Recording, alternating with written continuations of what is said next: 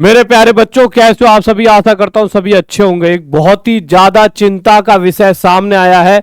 कुछ बच्चों के लिए वो अच्छी खबर हो सकती है, परंतु ये चिंता का विषय ही है कि बहुत कम बच्चा रेलवे ग्रुप डी का एग्जाम देने जा रहा है। बहुत ही ज्यादा कम बच्चा। अगर आप देखो, ये दैनिक भास्कर की न्यूज है। बहुत सारे आकलन लगाए जा रहे हैं कि जिस तरह से बच्चा एग्जाम देने कम जा रहा है, उससे कहीं ना कहीं कट ऑफ पर फर्क पड़ेगा। कहीं ना कहीं कट ऑफ जितनी सोची गई थी उससे कम जाने वाली है। अगर आप यहां पर दैनिक भास्कर की न्यूज देखते हो तो यहां पर लिखा हुआ है, रेलवे ग्रुप डी भर्ती पेपर देने आधे अभ्यर्थी भी नहीं पहुंचे। यानी कि आधे, यानी 50% भी नहीं पहुंचे। पूरा आर्टिकल है। मेरे पास कुछ बच्चों ने न्यूज भेजी कि सर ये इस तरह से बच्चा ही नहीं देने जा रहा एग्जाम, और कुछ बच्चे इसे मजाक में भी लिखकर कुछ ने कमेंट करके भेजा कि शायद आईटीआई वाले बच्चे नहीं जा रहे हैं, उन्हें तो उनके वकील ने रोक दिया कि तुम अभी एग्जाम मत दो, एग्जाम हम कैंसिल करा देंगे। परंतु ये सारी बातें मजाक से हटके, एक साल की मेहनत होती है बच्चे की, और उसके बाद अगर वो एग्जाम नहीं देने जा रहा तो क्या क्या कारण हो सकते हैं, वो सारी चीजें जानेंगे। परंतु इस खबर को पढ़ते हैं। जोधपुर रेलवे में ग्रुप डी के 32,438 पदों पर भर्ती के लिए कंप्यूटर बेस्ड टेस्ट सीबीटी शुरू हुआ। जोधपुर समेत देश के 8 शहरों में इस परीक्षा का आयोजन किया गया। पहले दिन आधे से भी कम अभ्यर्थी परीक्षा पहुंचे। परीक्षा में 44.74% उपस्थिति रही। इस परीक्षा का आयोजन गुरुवार को 3 पारियों में हुआ।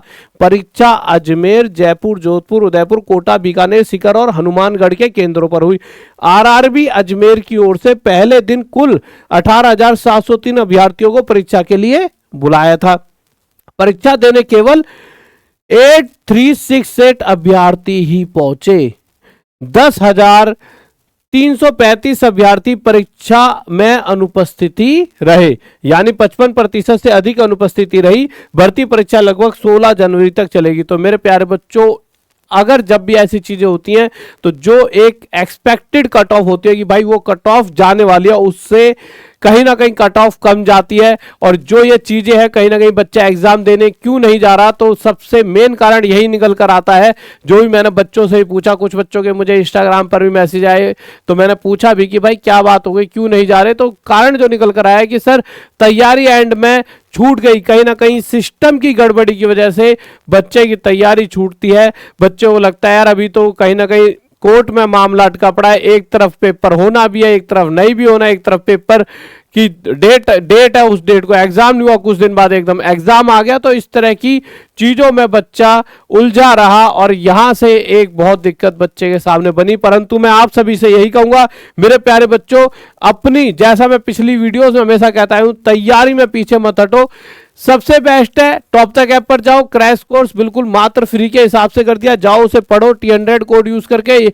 और रात में जो या दोपहर में किसी भी टाइम डालो, अभी थोड़ी देर पहले एक वीडियो डाली है, ऐसे क्वेश्चन कराओ जो आपके एग्जाम में आपको देखने को सीधे सीधे मिल जाएंगे। अब वो क्वेश्चन पता लगता है कि भाई इस तरह की चीजें आती हैं, हमें बहुत समय से एक्सपीरियंस है और बहुत सारी चीजें कहीं ना कहीं से पता लगती हैं कि इस तरह की चीजें ही एग्जाम में पूछी जाती है। तो आप जाकर जरूर देखें।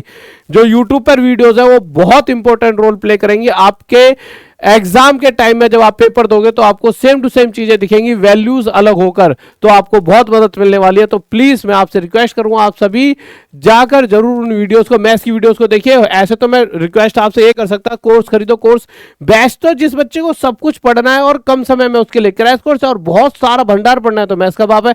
पर मैं यूट्यूब के लिए आपसे जिद कर रहा हूं कि यूट्यूब वाली वीडियोस को देखिए। मैं कभी यूट्यूब की जिद करता नहीं हूं, क्योंकि हर कोई चाहता है बैच में बच्चा जुड़े, परंतु यूट्यूब पर अभी मैं बहुत बेहतरीन चीजें दे रहा हूं, क्योंकि मैं चाहता हूं सबसे ज्यादा सिलेक्शन यहीं से हो। और पहले भी करा चुके और अब भी कराएंगे, बस आप भरोसा बनाए रखें और सारी वीडियोस जरूर देख लें। Okay guys, bye, love you. आपको किस टॉपिक से क्या पढ़ना है और कैसा एग्जाम जा रहा है, सारी चीजें मुझे बताते रहे। जय हिंद, जय भारत, लव यू सभी को।